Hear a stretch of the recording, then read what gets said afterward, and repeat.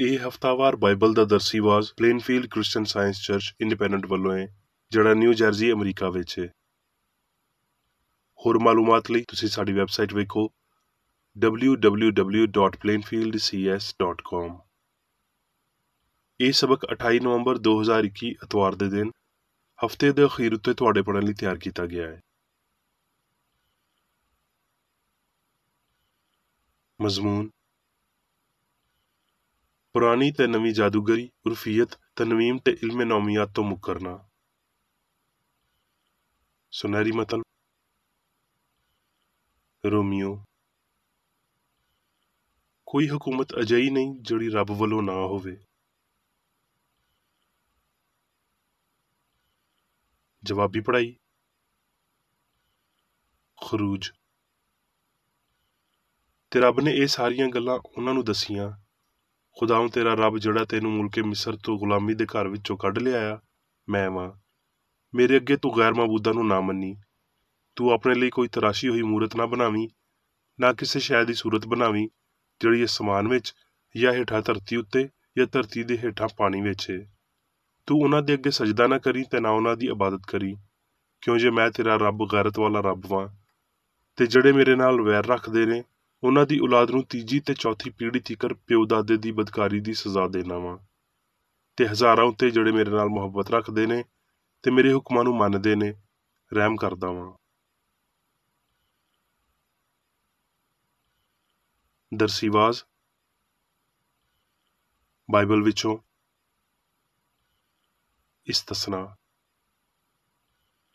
ਤੇ ਜੇ ਤੂੰ ਖੁਦਾਵੰਦ ਆਪਣੇ ਰੱਬ ਦੀਆਂ ਗੱਲਾਂ ਨੂੰ ਜਾਣ ਪਛਾਣੀ ਨਾਲ ਮੰਨ ਕੇ ਉਹਦੇ ਸਾਰੇ ਹੁਕਮਾਂ ਉੱਤੇ ਜਿਹੜੇ ਅੱਜ ਦੇ ਦਿਨ ਮੈਂ ਤੁਹਾਨੂੰ ਦੇਣਾ ਵਾਂ ਇਹਤਿਆਤ ਨਾਲ ਅਮਲ ਕਰੇ, ਤੇ ਖੁਦਾਵੰਦ ਤੇਰਾ ਰੱਬ ਜੱਗ ਦੀਆਂ ਸਾਰੀਆਂ ਕੌਮਾਂ ਤੋਂ ਬਹੁਤਾ ਤੈਨੂੰ ਸਰਫਰਾਜ਼ ਕਰੇਗਾ। ਤੇ ਜੇ ਤੂੰ ਖੁਦਾਵੰਦ ਆਪਣੇ ਰੱਬ ਦੀ ਗੱਲ ਸੁਣੇ ਤੇ ਇਹ ਸਾਰੀਆਂ ਬਰਕਤਾਂ ਤੇਰੇ ਉੱਤੇ ਨਾਜ਼ਲ ਹੋਣਗੀਆਂ ਤੇ ਤੈਨੂੰ ਮਿਲਣਗੀਆਂ। ਸ਼ਹਿਰ ਵਿੱਚ ਵੀ ਤੂੰ ਧਨ ਹੋਵੇਂਗਾ ਤੇ ਖੇਤ ਵਿੱਚ ਵੀ ਧਨ ਹੋਵੇਂਗਾ, ਤੇ ਤੂੰ ਅੰਦਰ ਆਉਣ ਵੇਲੇ ਧਨ ਹੋਵੇਂਗਾ ਤੇ ਬਾਹਰ ਜਾਣ ਵੇਲੇ ਵੀ ਧਨ ਹੋਵੇਂਗਾ। ਖੁਦਾਵੰਦ ਤੇਰੇ ਵੈਰੀਆਂ ਨੂੰ ਜਿਹੜੇ ਤੇਰੇ ਉੱਤੇ ਹਮਲਾ ਕਰਨ ਤੇਰੇ ਸਾਹਮਣੇ ਹਰਾਏਗਾ। ਉਹ ਤੇਰੇ ਮੁਕਾਬਲੇ ਲਈ ਇੱਕ ਹੀ ਰਾਹ ਵੱਲੋਂ ਆਉਣਗੇ, ਪਰ 7-7 ਰਾਵਾਂ ਵਿੱਚੋਂ ਲੰਘ ਕੇ ਉਹ ਤੇਰੇ ਸਾਹਮਣੇ ਨੱਸਣਗੇ। ਤੇ ਜਿਨ੍ਹਾਂ ਗੱਲਾਂ ਦਾ ਅੱਜ ਦੇ ਦਿਨ ਮੈਂ ਤੈਨੂੰ ਹੁਕਮ ਦੇਣਾ ਵਾ, ਉਹਨਾਂ ਵਿੱਚੋਂ ਕਿਸੇ ਦੇ ਸੱਜੇ ਜਾਂ ਖੱਬੇ ਪਾਸੇ ਮੁੜ ਕੇ ਹੋਰ ਮਾਬੂਦਾਂ ਦੇ ਮਗਰ ਨਾ ਟੁਰੀ ਤੇ ਉਹਨਾਂ ਦੀ ਇਬਾਦਤ ਕਰੀ। ਯਸਾਇਆ। ਤੇ ਜਦੋਂ ਉਹ ਤੈਨੂੰ ਆਖਣ ਵੀ ਤੂੰ ਜਿਨ੍ਹਾਂ ਦੇ ਯਾਰ ਤੇ ਅਫਸੂਨਗਰਾਂ ਨੂੰ ਜਿਹੜੇ ਫੁਸਫੁਸਾਉਂਦੇ ਤੇ ਗੁੜਗੁੜਾਉਂਦੇ ਨੇ ਲੱਭ, ਤੇ ਤੂੰ ਆਖੀ ਕਿ ਲੋਕਾਂ ਨੂੰ ਮੁਨਾਸਬ ਨਹੀਂ ਵੀ ਆਪਣੇ ਰੱਬ ਦੇ ਤਾਲਬ ਹੋਣ। ਸੈਮੂਅਲ। ਤੇ ਸੈਮੂਅਲ ਮਰ ਗਿਆ ਸੀ ਤੇ ਸਾਰੇ ਇਸਰਾਈਲੀਆਂ ਨੇ ਉਹਦੇ ਉੱਤੇ ਨੋਹਾ ਕਰਕੇ ਉਹਨੂੰ ਉਹਦੇ ਸ਼ਹਿਰ ਰਾਮਾਂ ਵਿੱਚ ਦਫਨ ਕੀਤਾ ਸੀ। ਤੇ ਸਾਊਲ ਨੇ ਜਿਨ੍ਹਾਂ ਦੇ ਆਸ਼ਰਾਵਾਂ ਤੇ ਅਫਸੂਨਗਰਾਂ ਨੂੰ ਮੁਲਕ ਤੋਂ ਕੱਢ ਦਿੱਤਾ ਸੀ। ਤੇ ਫਲਿਸਤੀ ਜਮ੍ਹਾਂ ਹੋਏ ਤੇ ਆ ਕੇ ਸ਼ੁਨੀਮ ਵਿੱਚ ਡੇਰੇ ਲਾਏ। ਤੇ ਸਾਊਲ ਨੇ ਵੀ ਸਾਰੇ ਇਸਰਾਈਲੀਆਂ ਨੂੰ ਜਮ੍ਹਾਂ ਕੀਤਾ ਤੇ ਉਹ ਜਲਬੂਆ ਵਿੱਚ ਖੈਮਾਜ਼ਨ ਹੋਏ।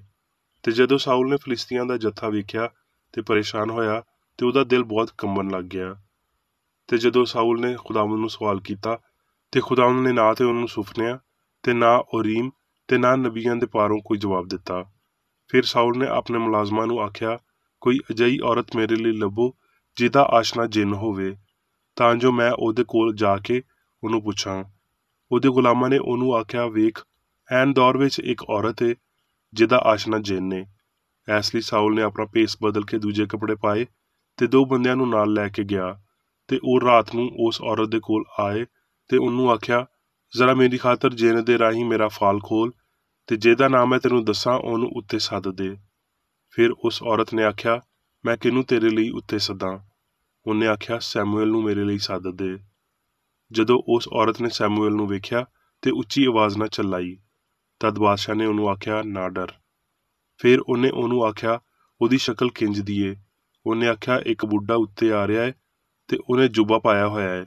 ਫਿਰ ਸਾਊਲ ਜਾਣ ਗਿਆ ਭਈ ਉਹ ਸੈਮੂਅਲ ਹੀ ਏ, ਤੇ ਉਹਨੇ ਮੂੰਹ ਭਰਨੇ ਡਿੱਗ ਕੇ ਸਜਦਾ ਕੀਤਾ। ਸੈਮੂਅਲ ਨੇ ਸਾਊਲ ਨੂੰ ਆਖਿਆ, ਤੂੰ ਮੈਨੂੰ ਕਿਉਂ ਬੇਚੈਨ ਕੀਤਾ ਭਈ ਮੈਨੂੰ ਉੱਤੇ ਸੱਦਿਆ? ਸਾਊਲ ਨੇ ਜਵਾਬ ਦਿੱਤਾ, ਮੈਂ ਬਹੁਤ ਪਰੇਸ਼ਾਨ ਵਾਂ, ਕਿਉਂ ਜੇ ਫਲਿਸਤੀ ਮੇਰੇ ਨਾਲ ਲੜਦੇ ਨੇ ਤੇ ਖੁਦਾਵੰਦ ਮੈਥੋਂ ਵੱਖ ਹੋ ਗਿਆ ਏ, ਤੇ ਨਾ ਤੇ ਉਹ ਨਬੀਆਂ ਤੇ ਨਾ ਸੁਫਨਿਆਂ ਦੇ ਪਾਰੋਂ ਮੈਨੂੰ ਜਵਾਬ ਦਿੰਦਾ ਏ। ਇਸ ਲਈ ਮੈਂ ਤੈਨੂੰ ਸੱਦਿਆ ਏ ਭਈ ਤੂੰ ਮੈਨੂੰ ਦੱਸੇ ਭਈ ਮੈਂ ਕੀ ਕਰਾਂ। ਸੈਮੂਅਲ ਨੇ ਆਖਿਆ, ਤੂੰ ਮੇਰੇ ਕੋਲੋਂ ਕਿਉਂ ਪੁੱਛਦਾ ਏ?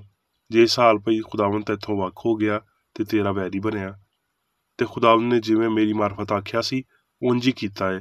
ਖੁਦਾਵੰਦ ਨੇ ਤੇਰੇ ਹੱਥ ਤੋਂ ਸਲਤਨਤ ਚਾਕ ਕਰ ਲਈ ਤੇ ਤੇਰੇ ਗਵਾਂਢੀ ਦਾਊਦ ਨੂੰ ਅਨਾਇਤ ਕੀਤੀ ਏ।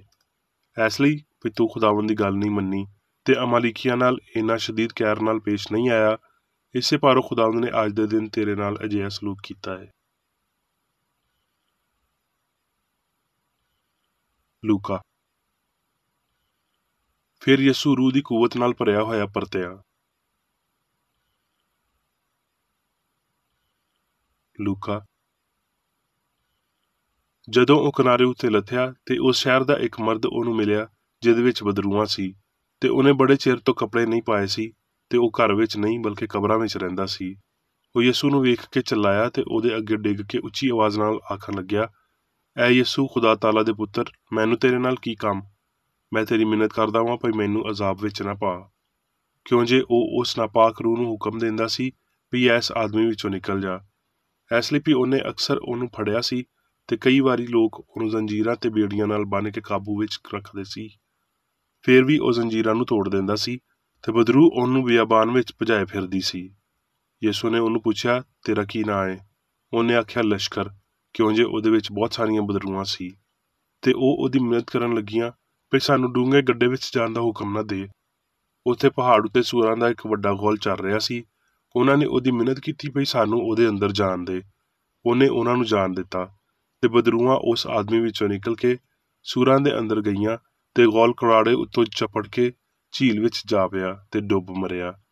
ਇਹ ਮਾਜਰਾ ਵੇਖ ਕੇ ਚਾਰਨ ਵਾਲੇ ਨੱਸ ਗਏ ਤੇ ਜਾ ਕੇ ਸ਼ਹਿਰ ਤੇ ਪਿੰਡ ਵਿੱਚ ਖਬਰ ਦਿੱਤੀ। ਲੋਕ ਉਸ ਮਾਜਰੇ ਨੂੰ ਵੇਖਣ ਲਈ ਨਿਕਲੇ ਤੇ ਯਿਸੂ ਦੇ ਕੋਲ ਆ ਕੇ ਉਸ ਆਦਮੀ ਨੂੰ ਜਿਹਦੇ ਵਿੱਚ ਬਦਰੂਆਂ ਨਿਕਲੀਆਂ ਸੀ ਕੱਪੜੇ ਪਾਏ ਤੇ ਹੋਸ਼ ਵਿੱਚ ਯਿਸੂ ਦੇ ਪੈਰਾਂ ਦੇ ਕੋਲ ਬੈਠਿਆਂ ਵੇਖਿਆ ਤੇ ਡਰ ਗਏ। ਯੋਹੰਨਾ। ਯਿਸੂ ਨੇ ਫਿਰ ਉਹਨਾਂ ਨੂੰ ਮੁਖਾਤਬ ਹੋ ਕੇ ਆਖਿਆ, ਭਈ ਜਗ ਦੀ ਲੋ ਮੈਂ ਵਾਂ। ਜਿਹੜਾ ਮੇਰੇ ਮਗਰ ਟੁਰੇਗਾ ਉਹ ਹਨੇਰੇ ਵਿੱਚ ਨਹੀਂ ਚੱਲੇਗਾ ਬਲਕਿ ਹਯਾਤੀ ਦੀ ਲੋ ਪਾਵੇਗਾ। ਲੂਕਾ। ਉਹਨੇ ਆਖਿਆ, ਖਬਰਦਾਰ, ਗੱਲਾਂ ਵਿੱਚ ਨਾ ਆਉਣਾ, ਕਿਉਂ ਜੇ ਬਥੇਰੇ ਮੇਰੇ ਨਾਂ ਨਾਲ ਆਉਣਗੇ ਤੇ ਆਖਣਗੇ ਭਈ ਮੈਂ ਉਹ ਵਾਂ ਤੇ ਇਹ ਭਈ ਵੇਲਾ ਨੇੜੇ ਅਪੜ ਗਿਆ ਏ। ਤੁਸੀਂ ਉਹਨਾਂ ਦੇ ਮਗਰ ਨਾ ਟੁਰਨਾ। ਯੋਹੰਨਾ। ਚੰਗਾ ਚਰਵਾਹਾ ਮੈਂ ਆ। ਮੈਂ ਆਪਣੀਆਂ ਭੇਡਾਂ ਨੂੰ ਜਾਣਦਾ ਵਾਂ, ਮੇਰੀਆਂ ਭੇਡਾਂ ਮੈਨੂੰ ਜਾਣਦੀਆਂ ਨੇ। ਮੇਰੀਆਂ ਭੇਡਾਂ ਮੇਰੀ ਆਵਾਜ਼ ਸੁਣਦੀਆਂ ਨੇ ਤੇ ਮੈਂ ਉਹਨਾਂ ਨੂੰ ਜਾਣਦਾ ਵਾਂ ਤੇ ਉਹ ਮੇਰੇ ਮਗਰ ਮਗਰ ਟੁਰਦੀਆਂ ਨੇ। ਤੇ ਉਹ ਹਮੇਸ਼ਾ ਤੀਕਰ ਕਦੀ ਹਲਾਕ ਨਾ ਹੋਣਗੀਆਂ ਤੇ ਕੋਈ ਉਹਨਾਂ ਨੂੰ ਮੇਰੇ ਹੱਥੋਂ ਖੋਹ ਨਾ ਲਵੇਗਾ। ਹੁਣ ਮੈਂ ਮੇਰੀ ਬੇਕਰੇਡੀ ਦੀ ਲਿਖੀ ਹੋਈ ਕ੍ਰਿਸਚਨ ਸਾਇੰਸ ਦੀ ਦਰਸੀ ਕਿਤਾਬ ਸਾਇੰਸ ਤੇ ਸਿਹਤ ਆਇਤਾਂ ਦੀ ਕੁੰਜੀ ਦੇ ਨਾਲ ਵਿੱਚੋਂ ਲਈਆਂ ਹੋਈਆਂ ਲਿਖਾਈਆਂ ਪੜਾਂਗਾ। ਸਾਇੰਸ ਤੇ ਸਿਹਤ।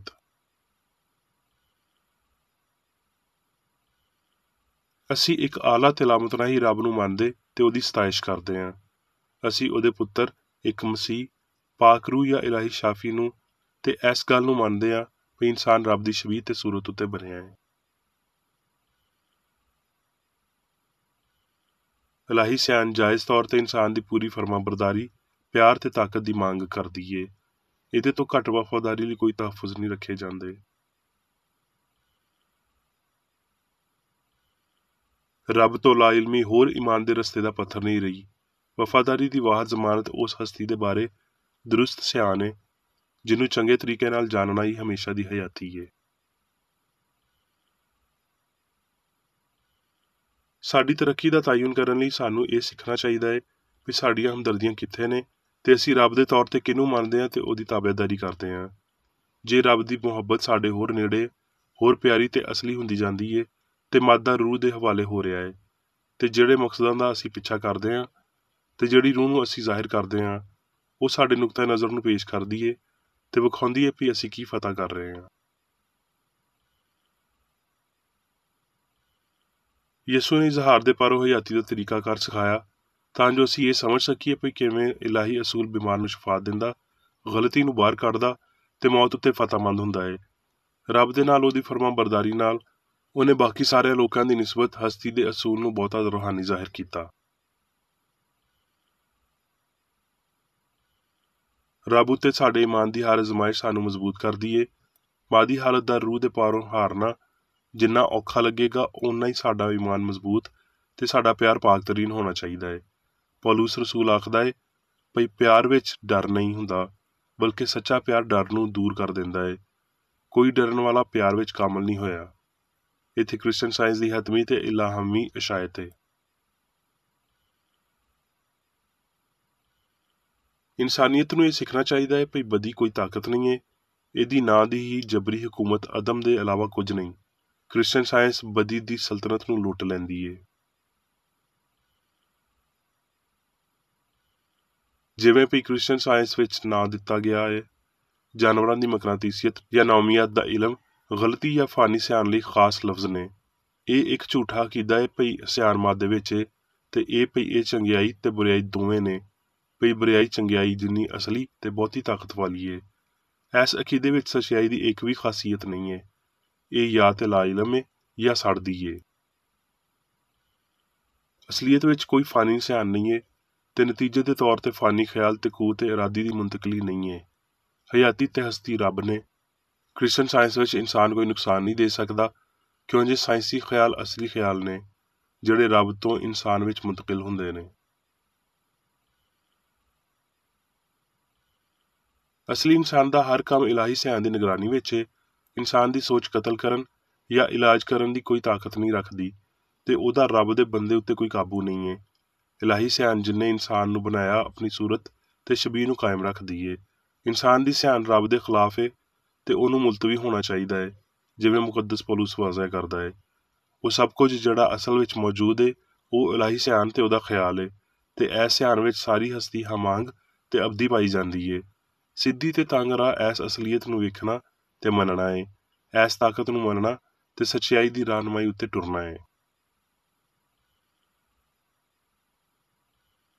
ਜੇ ਹਵਾਨੀ ਮਕਨਾਤੀਸੀਅਤ ਪੀੜ ਨੂੰ ਘੱਟ ਕਰਦੀ ਜਾਂ ਬਿਮਾਰੀ ਦਾ ਇਲਾਜ ਕਰਦੀ ਹੋਈ ਲੱਗਦੀ ਏ, ਤੇ ਇਹਦਾ ਇਹ ਰੂਪ ਧੋਖਾ ਏ, ਕਿਉਂ ਜੇ ਗਲਤੀ ਆਪ ਗਲਤੀ ਦੇ ਅਸਰਾਂ ਨੂੰ ਮੁਕਾ ਨਹੀਂ ਸਕਦੀ। ਗਲਤੀ ਹੇਠਾਂ ਬੇਆਰਾਮੀ ਸਕੂਨ ਤੇ ਤਰਜੀਹ ਦੇ ਕਾਬਲ ਏ। ਹਵਾਨੀ ਮਕਨਾਤੀਸੀਅਤ ਜਿਹਨੂੰ ਮੌਜੂਦਾ ਦੌਰ ਵਿੱਚ ਇਲਮੇ ਨੌਮੀਅਤ ਜਾਂ ਹਿਪਨਾਟਿਜ਼ਮ ਆਖਿਆ ਜਾਂਦਾ ਹੈ, ਕਿਸੇ ਇੱਕ ਵਾਕਿਆ ਵਿੱਚ ਇਹਦੇ ਅਸਰ ਫਰੇਬ ਨਜ਼ਰੀ ਦੇ ਅਸਰਾਂ ਤੋਂ ਫਰਕ ਨਹੀਂ ਪਾਏ ਗਏ। ਬਜ਼ਾਹਰ ਇਹਦੇ ਤੋਂ ਹਾਸਲ ਹੋਣ ਵਾਲਾ ਕੋਈ ਵੀ ਫਾਇਦਾ ਬਾਤਨੀ ਜਾਦੂਗਰੀ ਉੱਤੇ ਕਿਸੇ ਬੰਦੇ ਦੇ ਈਮਾਨ ਦੇ ਬਰਾਬਰ ਹੈ।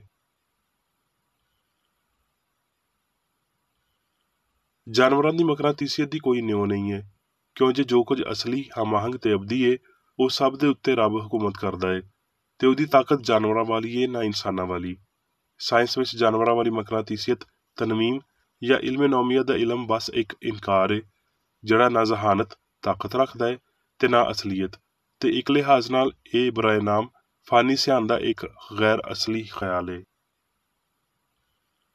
ਹੈਵਾਨੀ ਮਕਨਾਤੀਸੀਅਤ ਦੀ ਹਲਕੀ ਸ਼ਕਲ ਗਾਇਬ ਹੋ ਰਹੀ ਏ, ਤੇ ਇਹਦੀਆਂ ਨਾਗਵਾਰ ਖਸਲਤਾਂ ਸਾਹਮਣੇ ਆ ਰਹੀਆਂ ਨੇ। ਫਾਨੀ ਖਿਆਲਾਂ ਦੀਆਂ ਹਨੇਰ ਛੁੱਟੀਆਂ ਵਿੱਚ ਲੁਕੀਆਂ ਜੁਰਮਾਂ ਦੀਆਂ ਮਸ਼ੀਨਾਂ ਸਮਝੋ ਬਾਹਰ ਤੇ ਪਚੀਦਾ ਕਿਸਮ ਦੇ ਜਾਲ ਉਣ ਰਹੀਆਂ ਨੇ। ਇਸ ਲਈ ਹੈਵਾਨੀ ਮਕਨਾਤੀਸੀਅਤ ਦੇ ਮੌਜੂਦਾ ਤਰੀਕਿਆਂ ਦਾ ਰਾਜ਼ ਇਹ ਹੈ ਭਈ ਇਹ ਵੇਲੇ ਨੂੰ ਸੁਸਤੀ ਦੇ ਜਾਲ ਵਿੱਚ ਫਸਾਉਂਦੇ ਨੇ, ਤੇ ਉਸ ਮਹਿਕੂਮ ਲਈ ਸੰਗਦਿਲੀ ਪੈਦਾ ਕਰਦੇ ਨੇ ਜਿਹਦੇ ਲਈ ਮੁਜਰਮ ਤਾਂਗ ਰੱਖਦਾ ਹੈ। ਵਹਿਮ ਪ੍ਰਸਤੀ ਤੇ ਫਹਿਮ ਕਦੀ ਇਕੱਠੇ ਨਹੀਂ ਹੋ ਸਕਦੇ। ਜਦੋਂ ਕ੍ਰਿਸਚਨ ਸਾਇੰਸ ਦੇ ਜ਼ਾਹਰੀ ਤੇ ਫਾਨੀ ਅਸਰਾਂ ਨੂੰ ਪੂਰੀ ਤਰ੍ਹਾਂ ਸਮਝ ਲਿਆ ਜਾਂਦਾ ਹੈ, ਤੇ ਸਚਾਈ ਤੇ ਗਲਤੀ, ਸਿਆਣ ਤੇ ਯਕੀਨ, ਸਾਇੰਸ ਤੇ ਮਾਦੀ ਅਹਿਸਾਸ ਦੇ ਵਿਚਕਾਰ ਤਸਾਦਮ ਜਿਹਦਾ ਪੇਸ਼ ਖੈਮਾ ਨਬੀਆਂ ਨੇ ਦਿੱਤਾ ਤੇ ਜਿਹਨੂੰ ਯਿਸੂ ਨੇ ਸ਼ੁਰੂ ਕੀਤਾ ਰੱਦ ਹੋ ਜਾਵੇਗਾ, ਤੇ ਰੂਹਾਨੀ ਹਮਾਂਗੀ ਬਾਦਸ਼ਾਹੀ ਕਰੇਗੀ। ਇਹ ਆਇਤ ਭਈ ਤੂੰ ਥੋੜੇ ਵਿੱਚ ਦਿਆਨਤਦਾਰ ਰਿਹਾ, ਮੈਂ ਤੈਨੂੰ ਬਹੁਤ ਸ਼ੈਵਾਂ ਦਾ ਮੁਖਤਾਰ ਬਣਾਵਾਂਗਾ, ਤਦ ਪੂਰੀ ਹੁੰਦੀ ਹੈ ਜਦ ਅਸੀਂ ਸੱਚਾਈ ਦੀ ਬਾਲਾਦਸਤੀ ਨਾਲ ਵਾਕਫ ਹੁੰਨੇ ਆ, ਜਿਹਦੇ ਨਾਲ ਗਲਤੀ ਦਾ ਖਾਲੀਪਨ ਵਿਖਾਰੀ ਦਿੰਦਾ ਏ, ਤੇ ਅਸੀਂ ਜਾਣਦੇ ਹਾਂ ਭਈ ਗਲਤੀ ਦਾ ਖਾਲੀਪਨ ਇਹਦੀ ਬਦਕਾਰੀ ਦੇ ਤਨਾਸਬ ਵਿੱਚ ਹੁੰਦਾ ਏ। ਉਹ ਜਿਹੜਾ ਮਸੀਹ ਦੀ ਪੋਸ਼ਾਕ ਦਾ ਕੰਡਾ ਛੂ ਲੈਂਦਾ ਏ ਤੇ ਆਪਣੇ ਫਾਨੀ ਅਕੀਦਿਆਂ, ਹੈਵਾਨੀਅਤ ਤੇ ਨਫ਼ਰਤ ਉੱਤੇ ਕਾਬੂ ਪਾ ਲੈਂਦਾ ਏ, ਉਹ ਇਸ ਮਿੱਠੇ ਤੇ ਖਾਸ ਫਹਿਮ ਵਿੱਚ ਭਈ ਰੱਬ ਮੁਹੱਬਤ ਏ, ਸ਼ਫਾ ਦੇ ਸਬੂਤ ਵਿੱਚ ਖੁਸ਼ ਹੁੰਦਾ ਏ। ਬਸ ਇੱਕ ਇਕੱਲੇ ਪਾਪ ਉੱਤੇ ਫਤਹਮੰਦੀ ਲਈ ਅਸੀਂ ਲਸ਼ਕਰਾਂ ਦੇ ਖੁਦਾਵੰਦ ਦਾ ਸ਼ੁਕਰ ਕਰਦੇ ਹਾਂ ਤੇ ਉਹਦੀ ਵਡਿਆਈ ਬਿਆਨ ਕਰਦੇ ਹਾਂ। ਸਾਰੇ ਪਾਪਾਂ ਉੱਤੇ ਇੱਕ ਵੱਡੀ ਜਿੱਤ ਨੂੰ ਅਸੀਂ ਕੀ ਆਖਾਂਗੇ?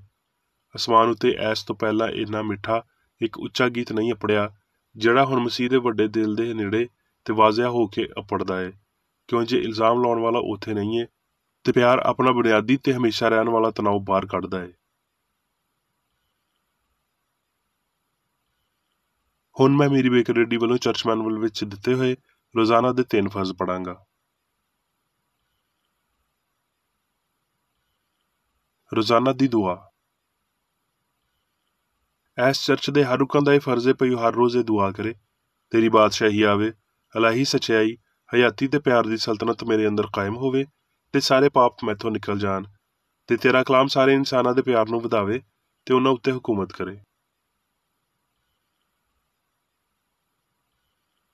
ਮਕਸਦਾਂ ਤੇ ਕੰਮਾਂ ਦਾ ਇੱਕ ਅਸੂਲ।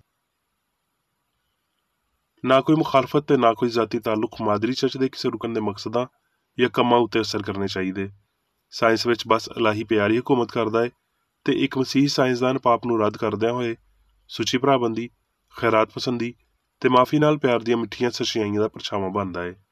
ਇਸ ਚਰਚ ਦੇ ਸਾਰੇ ਰੁਕਨਾਂ ਨੂੰ ਸਾਰੇ ਪਾਪਾਂ ਤੋਂ, ਗਲਤ ਤਰ੍ਹਾਂ ਦੀਆਂ ਪੇਸ਼ਨਗੋਈਆਂ, ਮੁਨਸਫੀਆਂ, ਮੁਜ਼ੰਮਤਾਂ, ਸਲਾਵਾਂ, ਗਲਤ ਅਸਰਾਂ ਨੂੰ ਲੈਣ ਤੇ ਗਲਤ ਅਸਰ ਦੇਣ ਤੋਂ ਆਜ਼ਾਦ ਰਹਿਣ ਲਈ ਹਰ ਰੋਜ਼ ਖਿਆਲ ਰੱਖਣਾ ਚਾਹੀਦਾ ਹੈ ਤੇ ਦੁਆ ਕਰਨੀ ਚਾਹੀਦੀ ਹੈ। ਫਰਜ਼ ਲਈ ਚੁਸਤੀ। ਇਸ ਚਰਚ ਦੇ ਹਰ ਰੁਕਨ ਦਾ ਇਹ ਫਰਜ਼ ਹੈ ਭਈ ਉਹ ਹਰ ਰੋਜ਼ ਜਾਰਿਹਾਨਾ ਜ਼ਹਿਨੀ ਸਲਾਵਾਂ ਦੇ ਖਿਲਾਫ ਆਪਣੇ ਆਪ ਨੂੰ ਤਿਆਰ ਰੱਖੇ ਤੇ ਰੱਬ, ਆਪਣੇ ਕਾਇਦ ਤੇ ਇਨਸਾਨਾਂ ਲਈ ਆਪਣੇ ਫਰਜ਼ਾਂ ਨੂੰ ਨਾ ਕਦੀ ਭੁੱਲੇ ਤੇ ਨਾ ਕਦੀ ਨਜ਼ਰਅੰਦਾਜ਼ ਕਰੇ। ਉਹਦੇ ਕੰਮਾਂ ਦੇ ਰਾਹੀਂ ਉਹਦਾ ਇਨਸਾਫ ਹੋਵੇਗਾ, ਉਹ ਬੇਕਸੂਰ ਜਾਂ ਕਸੂਰਵਾਰ ਹੋਵੇਗਾ।